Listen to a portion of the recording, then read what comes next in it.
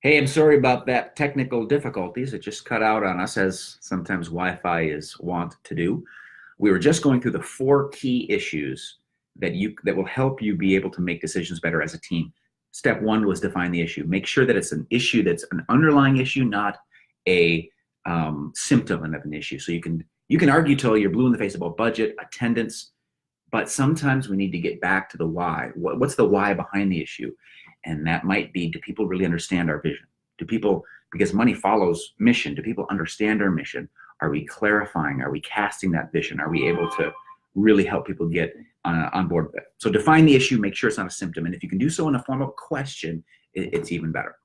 Second thing, include the right people in the right process. Include the right people in the right process. A couple things about the right people. Don't regret shutting out people that need to be involved in your decision. You don't want to get to a point where you say, you know what? Yes, we made a decision about our youth program. Yes, we made a decision about our family ministries, and our youth director and our children's director were there. Now, sometimes we don't include people because we sometimes struggle to get them on board with decisions made, but there's no better way to get people on board with decisions than to include them in a healthy process. So after you define the issue, the second step is include the right people in the right process. Make sure you don't regret shutting out people that really should be there, that are going to be relied upon to implement the process that you decide on. And then secondly, don't regret involving the wrong people. Think about Bob, for instance. Now, Bob might be a guy that'll talk to you about decisions you make as a team. Bob might be a guy that'll complain about decisions that you make as a team. But that doesn't mean that you need to invite Bob to your council meeting, your board meeting, your team meeting, your executive committee gathering. Bob may not be a person that's going to contribute to a healthy process.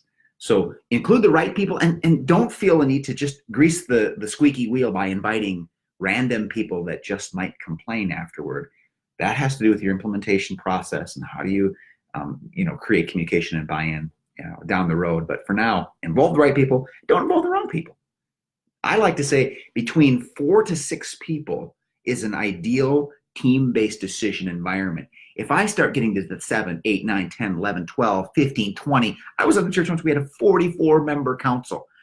Try to make a decision with 44 people. Try it. Try to change a light bulb with 44 people. Not going to happen. That's the right people. And then right process. Explain how you're going to decide anything. Oftentimes I like to think of teams kind of like racing a family. And I'm not trying to sound condescending to your team, but I like to think, okay, if these are my kids and I'm the parent here because I'm the authority, in one way, shape, or form. What do my kids need to feel like this home is ordered? This conversation has some structure.